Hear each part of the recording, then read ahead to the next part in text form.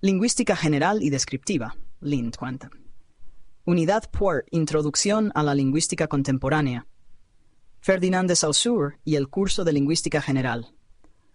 Mas esa escuela, que tuvo el indiscutible mérito de abrir un campo nuevo y fecundo, no ha llegado a constituir la verdadera ciencia lingüística. Nunca se ha preocupado por aislar la naturaleza de su objeto de estudio.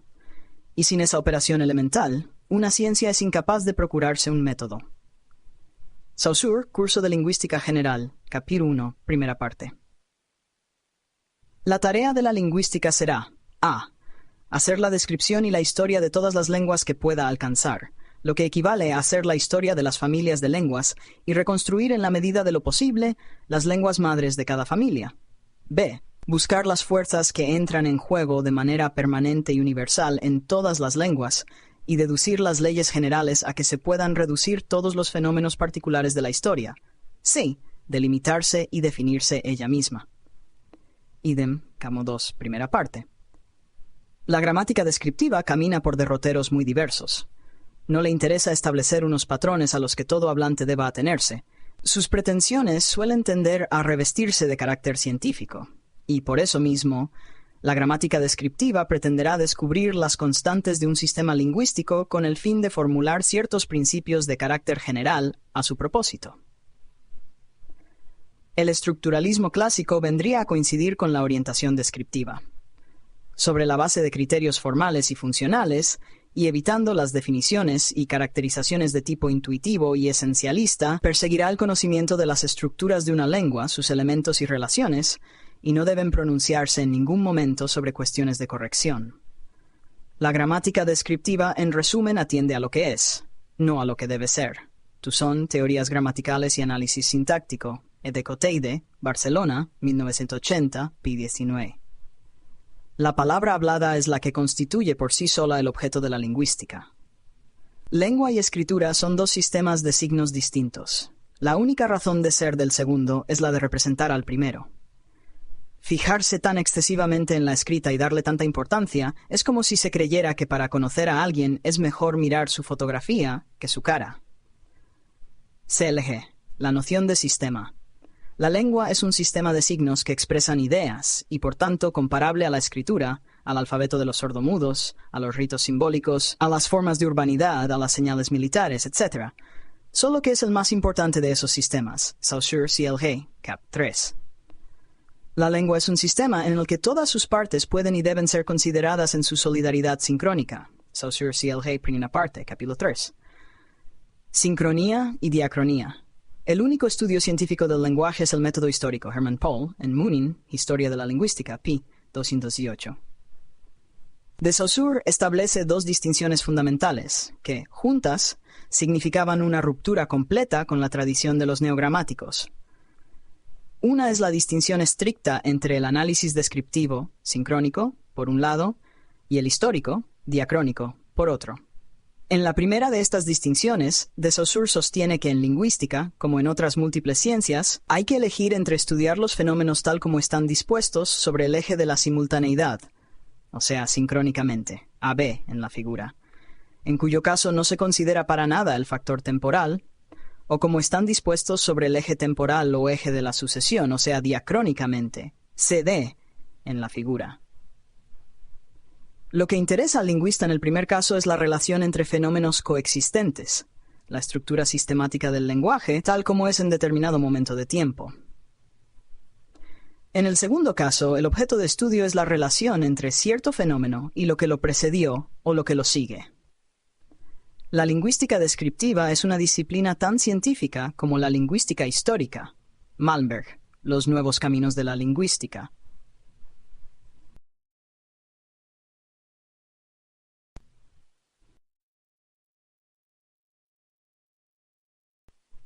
Los neogramáticos partían del supuesto de que la lingüística, en tanto que científica y explicativa, debe ser necesariamente histórica. Contra esta postura, Saussure sostenía que la descripción sincrónica de las lenguas podía ser igualmente científica y aún explicativa. La explicación sincrónica difiere de la diacrónica o histórica por ser estructural y no causal, pues responde de una manera diferente a la pregunta ¿por qué son así las cosas? En vez de rastrear la evolución histórica de las formas o los significados, demuestra cómo se interrelacionan estas formas y significados en un determinado punto del tiempo y en un sistema lingüístico dado. Lines, Introducción al lenguaje y a la lingüística, 189. La lingüística sincrónica se ocupará de las relaciones lógicas y psicológicas que unen términos coexistentes y que forman un sistema, tal como aparecen a una conciencia colectiva. La lingüística diacrónica estudiará, por el contrario, las relaciones que unen términos sucesivos no apercibidos por una misma conciencia colectiva y que se reemplazan unos a otros sin formar sistema entre sí.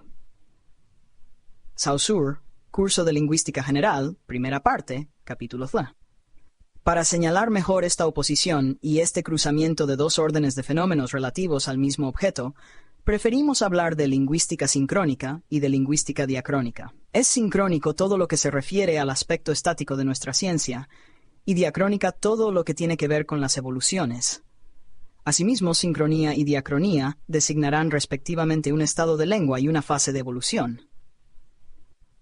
La oposición entre los dos puntos de vista, sincrónico y diacrónico, es absoluta y no tolera componendas. La lengua es un sistema en el que todas las partes pueden y deben considerarse en su solidaridad sincrónica.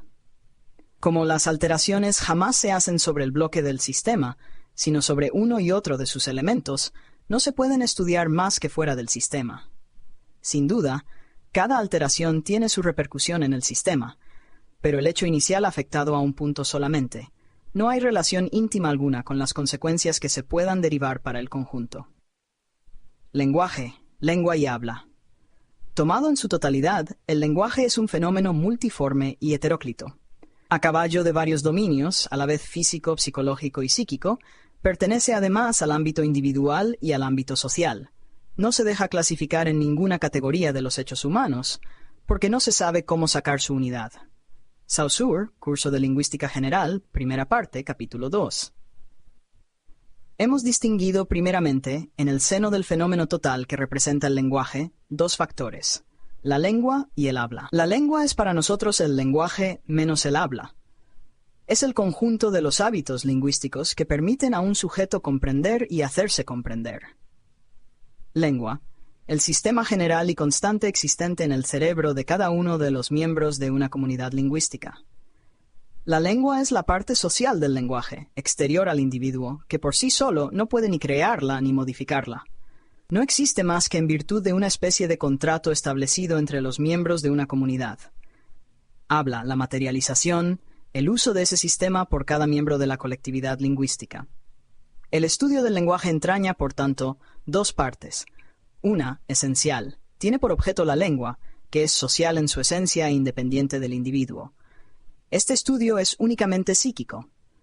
La otra, secundaria, tiene por objeto la parte individual del lenguaje, es decir, el habla, con la fonación incluida. Esta parte es psicofísica. Indudablemente estos dos objetos están estrechamente vinculados y se suponen recíprocamente. La lengua es necesaria para que el habla sea inteligible y produzca todos sus efectos, pero esta es necesaria para que la lengua se establezca. Históricamente el hecho de habla es siempre anterior.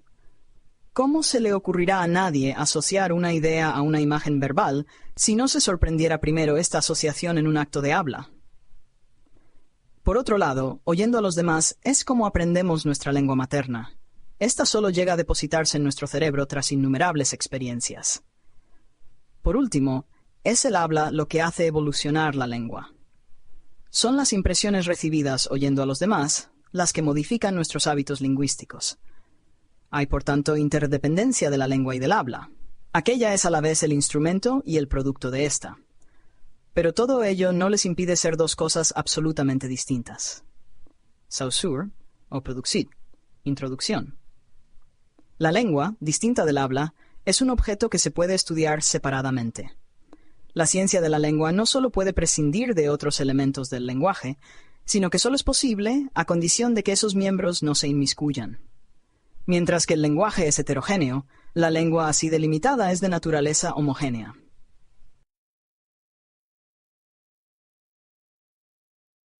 Estructura del signo lingüístico.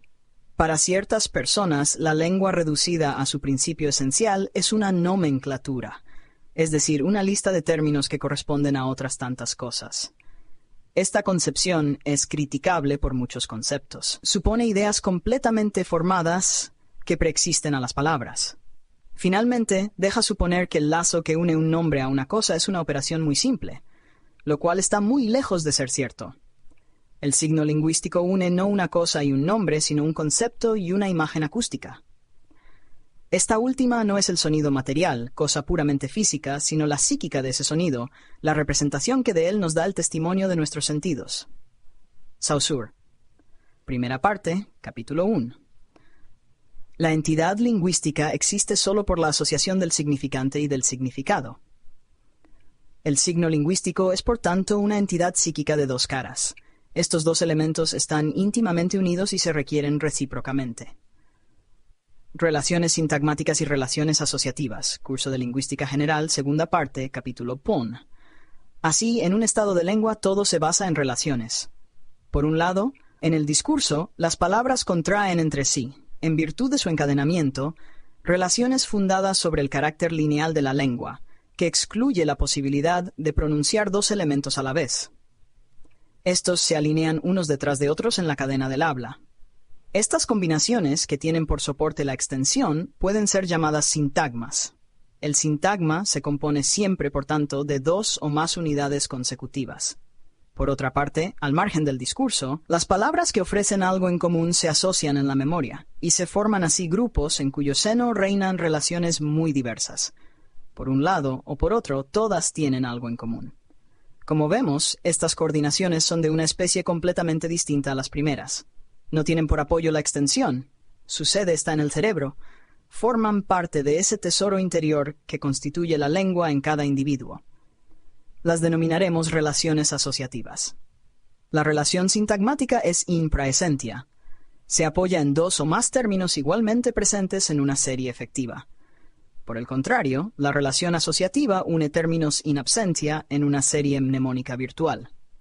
Mientras que un sintagma apela inmediatamente a la idea de un orden de sucesión y de un número determinado de elementos, los términos de una familia asociativa no se presentan ni en número definido ni en orden determinado. En el momento en que pronunciamos la frase, en esta operación que consiste en eliminar mentalmente todo cuanto no conduce a la diferenciación querida en el punto requerido, los agrupamientos asociativos y los tipos sintagmáticos están, los dos, en juego. Y a la inversa, este procedimiento de fijación y de elección rige las unidades más mínimas e incluso los elementos fonológicos, cuando están revestidos de un valor.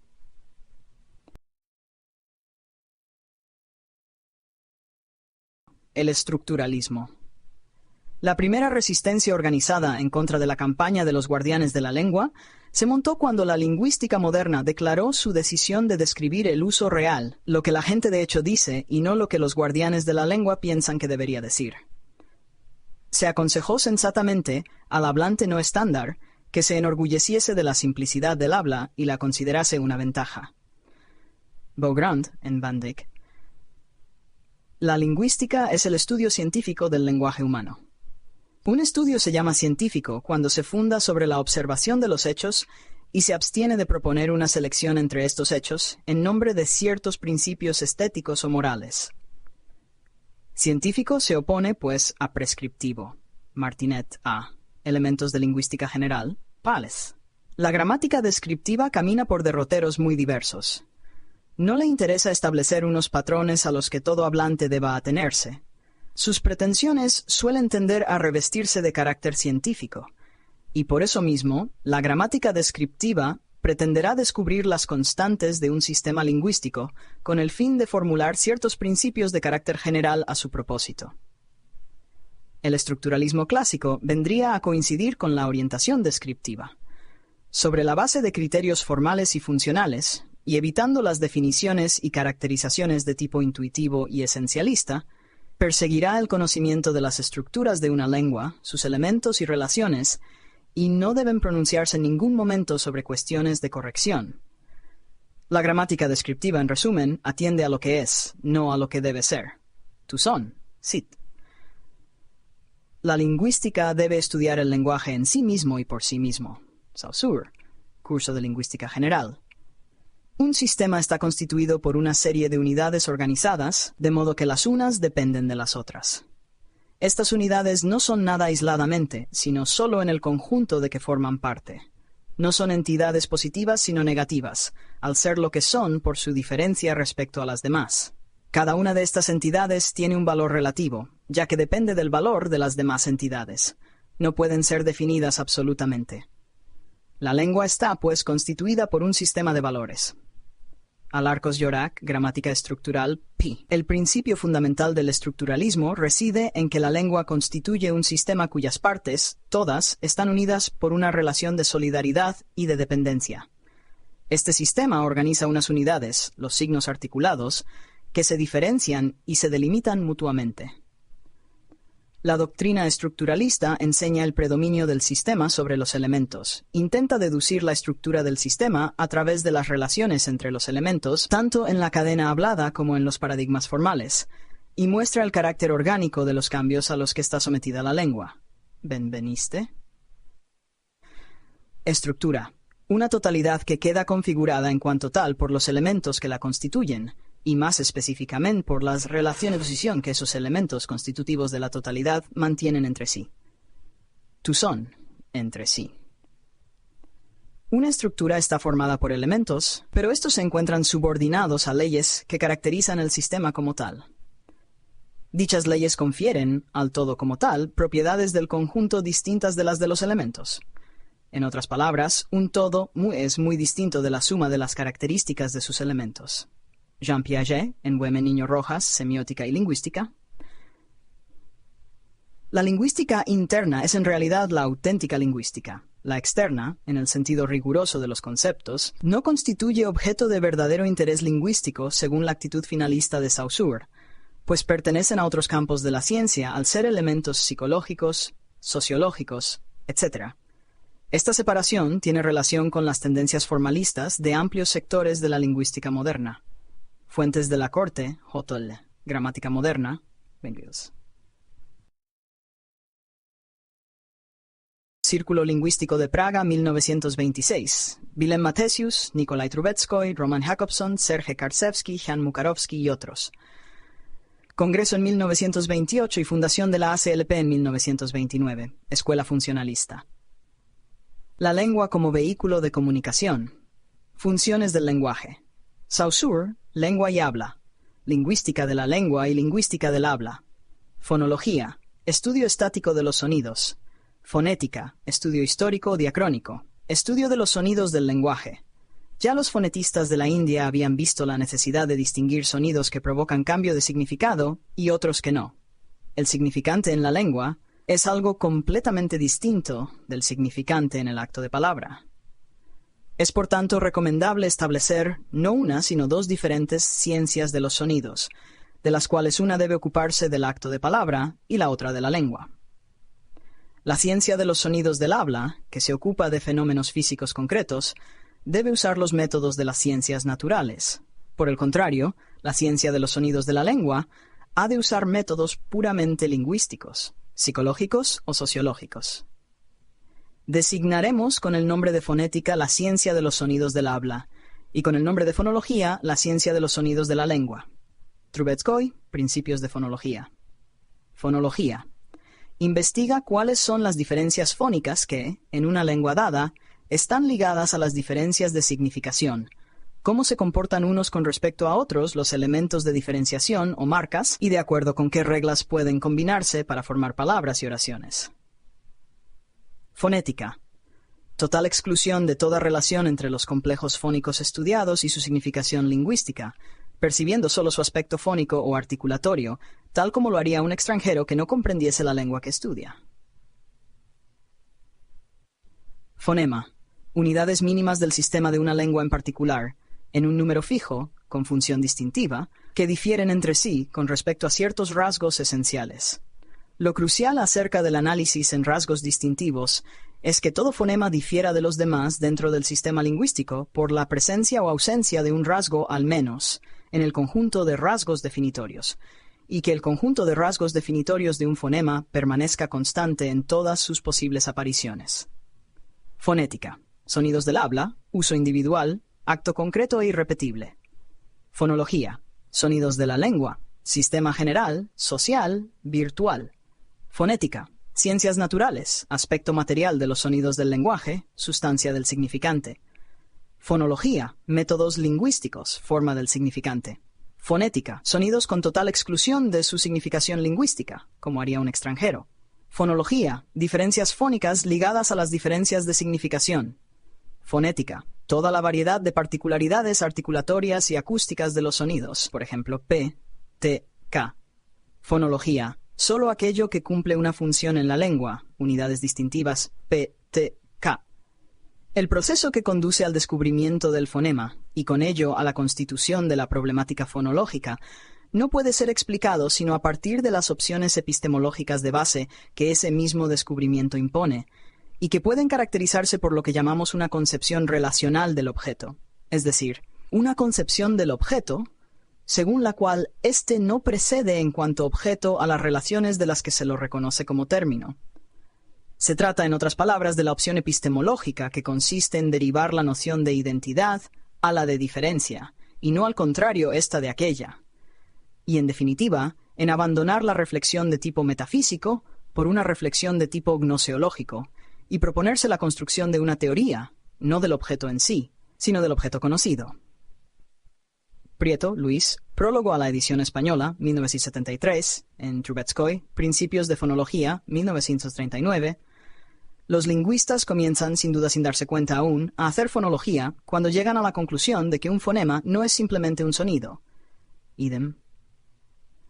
Las oposiciones fonológicas no son sino las diferencias fónicas pertinentes, es decir, las diferencias fónicas que cuentan para la identidad que el hablante reconoce a los sonidos y, por consiguiente, para la clasificación que aquel hace de estos cuando establece los fonemas. Idem.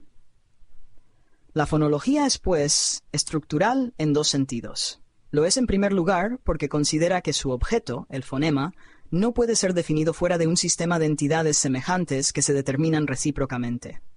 Esto, que la fonología sostiene a propósito del fonema, no es sino un caso particular del principio general, según el cual una clase no puede ser definida fuera de un universo del discurso y por oposición a su complemento, es decir, fuera de lo que llamaremos una estructura oposicional. Pero la fonología es estructural también cuando explica la estructura oposicional que constituye el sistema fonológico de una lengua por su correlación con otra estructura oposicional, la que forman los significados. Con esta explicación, la fonología sienta un principio fundamental que se inserta en la más pura tradición saussureana y se integra necesariamente en una estructura de otro orden, que llamaremos semiótica, en la que la estructura oposicional de que se trata y otra estructura semejante se suministran recíprocamente la pertinencia de la que cada una resulta.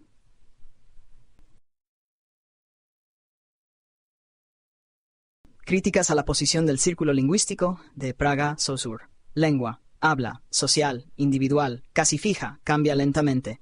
Efímera, pasajera, homogénea, individual, siempre única, heterogénea. Sincronía, diacronía, sistema inmutable, sector del sistema, sin cambios, alteraciones. Cambios en el tiempo, conciencia colectiva, no percibidos por la conciencia colectiva. Círculo lingüístico de Praga, fonología, fonética, sonidos de la lengua, sonidos del habla, lingüística, ciencias naturales, lengua, habla. La lengua no es fija, la lengua no es homogénea, uniforme y sistemática. El habla no es totalmente individual y libre. Eugenio Coseriu, sistema, norma, hablar. Concepto de norma es un conjunto de realizaciones obligatorias determinadas por criterios de distribución de tipo geográfico, lingüístico, temporal y sociocultural que varían según la comunidad de hablantes. Sincronía, diacronía. Se podría considerar la existencia de una lingüística del habla frente a la lingüística de la lengua. Ahora bien, es necesario convencerse de que el habla no hace más que concretar la organización de la lengua. Solo por el examen del habla y del comportamiento que determina en los oyentes, podemos alcanzar un conocimiento de la lengua. Para conseguirlo, será necesario que hagamos abstracción de lo que en el habla es no lingüístico. A Martinet, Elementos de Lingüística General. Parece que el propio Saussure creía con o sin razón que todos los cambios tienen lugar al margen del propio sistema lingüístico y que no sufren lo que más adelante se han llamado presiones estructurales, que operarían dentro del sistema como factores internos determinantes del cambio lingüístico. Lyons, Introducción 100. La concepción de la lengua como sistema funcional es la que ha de mantenerse también en los estudios de los estados de lengua pasados. Ya se trate de reconstruirlos, ya de anotar su evolución. No es admisible poner barreras infranqueables entre los métodos sincrónico y diacrónico, como lo hace la Escuela de Ginebra. Si en la lingüística sincrónica se consideran los elementos del sistema de la lengua desde el punto de vista de sus funciones, no será posible ya interpretar los cambios sufridos por la lengua sin tener en cuenta el sistema que resulta afectado por esos cambios. No es lógico suponer que los cambios lingüísticos no sean más que golpes destructivos dados al azar y heterogéneos respecto del sistema. Los cambios lingüísticos apuntan con frecuencia al sistema, a su estabilización, a su reconstrucción, etc. Así, el estudio diacrónico, lejos de excluir las nociones de sistema y de función, es incompleto si no se tienen en cuenta esas nociones. Por otra parte, la descripción sincrónica tampoco puede excluir del todo la idea de evolución, pues aún en un sector visto sincrónicamente existe la conciencia de estado caduco o en vías de desaparición, de estado presente y de estado en formación. Los elementos estilísticos sentidos como arcaísmo y la distinción entre formas productivas y no productivas son hechos de diacronía, que no se podrán eliminar de la lingüística sincrónica. Círculo Lingüístico de Praga, en Introducción de A. Alonso al curso de Lingüística General, p. 16. La antinomia de la fonología sincrónica y de la fonética diacrónica quedará suprimida en cuanto se consideren los cambios fonéticos en función del sistema fonológico que los sufre. Hay que plantear el problema de la finalidad con que ocurren esos cambios. Y la fonética histórica se transformará así en una historia de la evolución de un sistema fonológico. Idem. La lengua funciona sincrónicamente y se construye diacrónicamente. Eugenio Coseriu, Sincronía, Diacronía e Historia, 1950. Estructuralismo post-saussureano. La novedad desde el punto de vista saussureano, uno de los que más hondamente han actuado, fue adquirir conciencia de que el lenguaje en sí mismo no incluye ninguna dimensión histórica, que es sincronía y estructura, y que no funciona sino en virtud de su naturaleza simbólica. No es tanto la consideración histórica la que es por ello condenada, sino cierta manera de atomizar la lengua y mecanizar la historia. El tiempo no es el factor de la evolución, es nada más el marco. La razón del cambio que afecta a tal o cual elemento de la lengua está por una parte en la naturaleza de los elementos que la componen en un momento dado, y por otra en las relaciones de estructura que hay entre dichos elementos. Benveniste, Problemas de Lingüística General, tomo 1, p. 7. La diacronía queda entonces restablecida en su legitimidad en tanto que sucesión de sincronías. Escuela de Ginebra, Albert Seche-Hay, Charles Bally, A. Riedlinger y otros. Escuela Lingüística de Copenhague o Glosemática Louis Hemslev, Prolegómenos a una teoría del lenguaje, 1943, 1971, primera edición en castellano, 1931-34, Fundación del Círculo Lingüístico de Copenhague, con H. J. Uldal. Influencia de la matemática y la lógica. Glosemática, estudio de lo estrictamente lingüístico, sin lo psicológico. Signo lingüístico, significante más significado. Así, mientras para la antigua tradición un signo es una expresión que alude a un contenido situado fuera del mismo signo, por ejemplo, la expresión mesa alude a un objeto mesa que está fuera del mismo signo, para Saussure el signo es, ante todo, la asociación de una expresión, significante, con un contenido, significado, que juntos evocan determinado objeto fuera del signo. Alarcos-Llorach, Gramática Estructural, p. 18. Hay pues en toda lengua dos planos, el de la expresión y el del contenido. La expresión se realiza por medios físicos y psicológicos, y el contenido se refiere a los conceptos infinitos de la mente humana. Así, en el contenido lingüístico pueden distinguirse una forma del contenido que es independiente de la sustancia del contenido y está con ésta en relación arbitraria, y una sustancia del contenido, el sentido, lo designado, que es conformada por la forma. Lo que importa para el signo lingüístico es, naturalmente, la forma del contenido, ya que la sustancia es la misma, sea cual fuere la forma. Ibidem, páginas 20 y 21. La misma relación entre forma y sustancia puede observarse en el otro plano de la lengua, el de la expresión. Tenemos pues aquí también dos elementos. Una forma de la expresión independiente y arbitraria con respecto a la expresión, y una sustancia de la expresión, conformada por la indicada forma. Lo que importa para el signo lingüístico es la forma de la expresión y no la sustancia, que es la misma. Idem.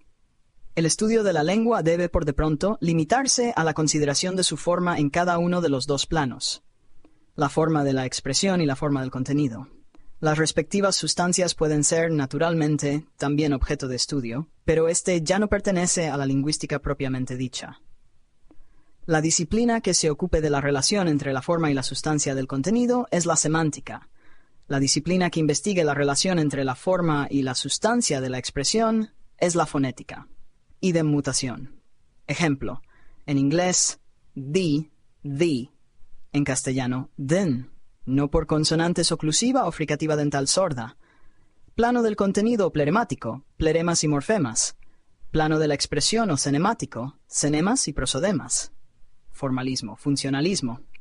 En lingüística, el funcionalismo se considera como un cierto submovimiento dentro del estructuralismo, y se caracteriza por el supuesto de que la estructura fonológica, gramatical y semántica de las lenguas queda determinada por las funciones que realizan sus elementos en sus respectivas sociedades. Y además que la estructura de una lengua depende no solo de las relaciones entre los elementos, sino que las distintas funciones de los elementos son las que determinan estas relaciones. Lyons, Opposit, 193. Todos ellos comparten el convencimiento de que la estructura de los enunciados está determinada por el uso para el que se aducen y por el contexto comunicativo en que aparecen. Lyons, 196. En general, podemos decir que en lingüística, el funcionalismo se ha mostrado proclive a enfatizar el carácter instrumental de la lengua. No es raro, pues, que haya una afinidad natural entre esta concepción y la del sociolingüista, o de aquellos filósofos de la lengua que sitúan el comportamiento lingüístico en la noción más amplia de la interacción social. En este y otros respectos, el funcionalismo se opone firmemente al generativismo. Ver Hernández Alonso, C. Gramática funcional del español, páginas 31 y 32. El principio principal de toda lengua es la comunicación, con todos los componentes que se ponen en práctica. Los estudios lingüísticos deben ser no solo descriptivos, sino también explicativos, y por tanto deben abarcar no solo el sistema lingüístico, sino además la situación comunicativa, la función para la cual se emplea la lengua, la situación y los participantes. Algunos exponentes son André Martinet, Michael Halliday, Thomas Gibbon. Gramática generativo-transformacional. Se trata de un trascendental cambio metodológico, en virtud del cual se abandona el método inductivo, propio de la gramática descriptiva y más concretamente del estructuralismo distribucionalista norteamericano, y se impone el método hipotético deductivo, es decir, el propiamente científico. No se tratará ya, desde este momento, de realizar la descripción de un corpus, descripción que siempre tendrá sus límites, por muy extenso que sea el corpus, y desde la que nunca se podrán producir generalizaciones de alcance total. No se tratará ya de coleccionar y contrastar los hechos lingüísticos observados. Muy por el contrario, las pretensiones de la gramática generativa serán de orden predictivo y, por lo mismo, científico. Evidentemente que en un primer momento de la investigación será genéticamente necesario recurrir a un corpus, pero este recurso no se detiene en el puro calco descriptivo. El examen del corpus será en realidad un pretexto para aventurar una hipótesis sobre el mecanismo que pone en juego el hablante oyente ideal de una lengua. Toussaint, Opposit, páginas 22 a 23.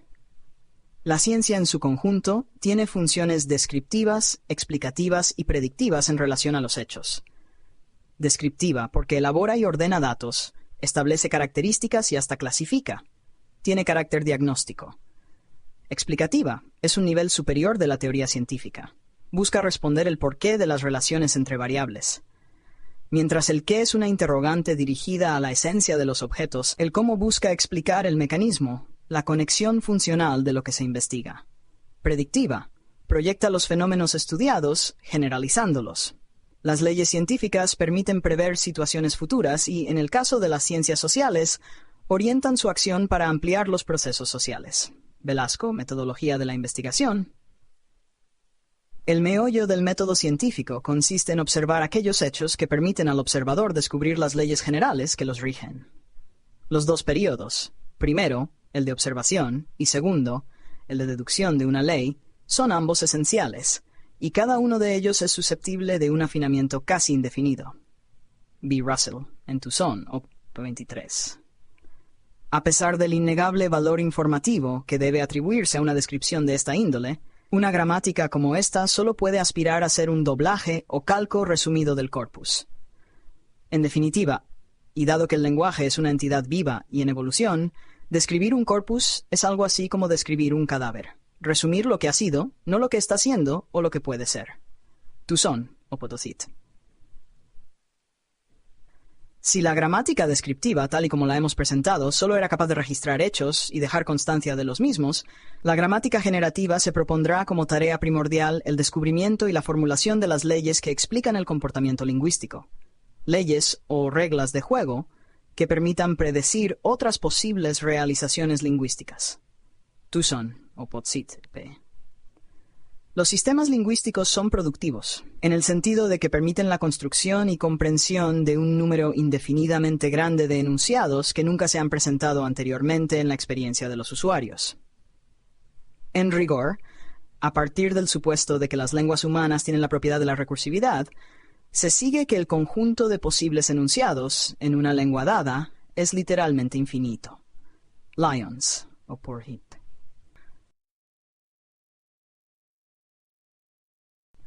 El hablante, a partir de los datos que posee, puede elaborar mensajes nuevos. Por lo tanto, la tarea primordial de la gramática se orientará ahora hacia el conocimiento de los mecanismos que permiten el uso creativo del lenguaje.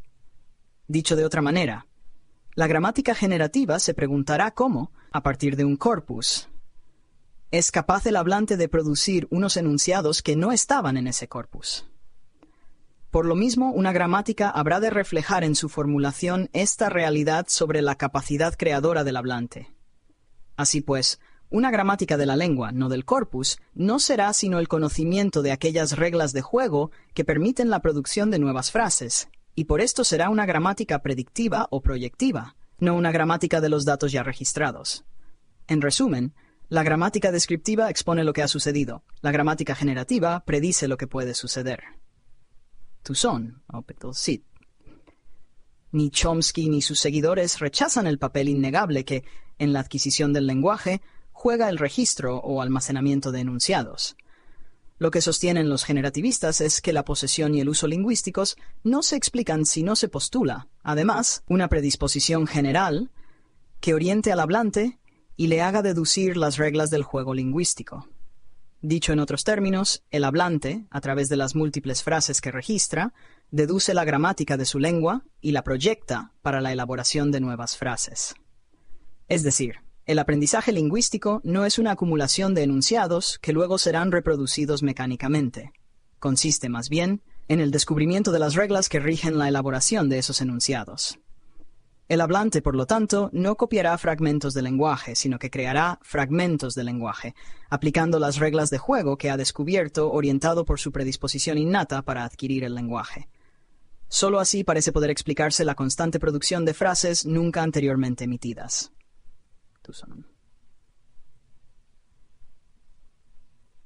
Un niño que ha aprendido una lengua ha configurado una representación interior de un sistema de reglas que determinan cómo son formadas, usadas y entendidas las oraciones.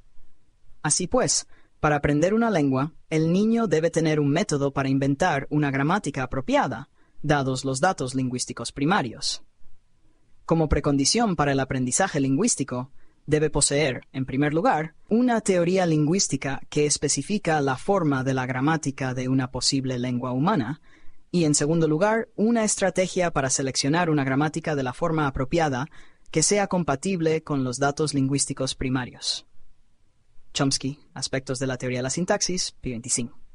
La creatividad en el uso de la lengua, esto es, la libertad con respecto al control de estímulo, se circunscribe a los límites que impone la productividad del sistema lingüístico. Lyons, p. 199. La competencia lingüística del hablante consiste en la parte de su conocimiento acerca del sistema lingüístico, en virtud del cual es capaz de producir el conjunto indefinidamente grande de oraciones que constituye su lengua. La realización, por otro lado, es el comportamiento lingüístico, del que se dice que está determinado no solo por la competencia lingüística del hablante, sino también por una diversidad de factores no lingüísticos, entre los cuales se incluyen convenciones sociales, creencias acerca del mundo, actitudes emocionales del hablante hacia lo que dice, suposiciones acerca de las actitudes del interlocutor, etc., junto con los mecanismos psicológicos y fisiológicos que intervienen en la producción de enunciados. Lyons, o Perposit, p. 200. La tarea del lingüista consiste en describir esa capacidad innata abstracta que permite, 1. Aprender gramáticas de lengua con un mínimo de exposición a la experiencia, y 2. Generar oraciones y tener intuiciones sobre las oraciones de la lengua y sobre sus estructuras. El código de la lengua contiene reglas para formar oraciones combinando los signos. Una frase que cumple las reglas y las normas fonológicas y morfosintácticas de la lengua es gramatical. Cuando un enunciado no cumple esas reglas y normas, decimos que es agramatical. Quilis et al. Lengua Española, ed 1995, pu 54. Un enunciado es aceptable si es fácilmente comprensible y adecuado al contexto. Normalmente, pero no siempre, los enunciados aceptables corresponden a oraciones gramaticales y los no aceptables a oraciones no gramaticales. La aceptabilidad es un rasgo de la actuación o uso de la lengua. La gramaticalidad es un rasgo de la competencia. Smith y Wilson, Lingüística Moderna.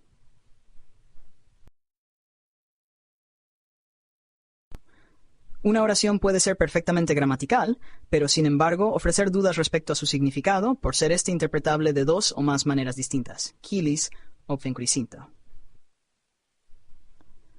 Una gramática es un modelo de competencia, es decir, debe hacer explícita la gramática implícita que poseen los sujetos hablantes. El lingüista construye su teoría a partir de un hablante oyente ideal que pertenezca a una comunidad lingüística completamente homogénea, que conozca perfectamente su lengua, y que, cuando aplique ese conocimiento en una actuación real, no esté influenciado por condiciones gramaticalmente irrelevantes, tales como limitaciones de memoria, distracciones, desplazamientos de interés o atención, errores fortuitos o característicos. En Nick, Introducción metódica a la gramática generativa. Análisis del discurso. La ciencia del lenguaje del siglo XX, conocida como lingüística moderna, decidió desconectar el lenguaje y estudiarlo en sí mismo. Pero en el mundo de los seres humanos no cabe encontrarse con un lenguaje en sí mismo. El idioma holandés paseando a lo largo de los canales, el idioma inglés tomando una rica taza de té, o el idioma alemán corriendo enloquecido por la autobahn, autopista. Solo encontramos discursos, o sea, acontecimientos comunicativos reales. Desde entonces, los lingüistas han tratado de reconstruir un lenguaje desconectado del discurso, creyendo que debería hacerse a fin de crear una verdadera ciencia, sin preguntarse seriamente si de hecho podía hacerse. Beaugrand, en Van Dyck, Opposit. Hablar es una acción susceptible de ser descompuesta en pequeñas acciones o subactividades llamadas actos de habla. En cada acto de habla se produce generalmente una oración, pero en la realidad la gente no se comunica con oraciones, sino con cadenas de actos de habla consecuencias, es decir, en discursos contextualizados dentro de realidades sociales concretas.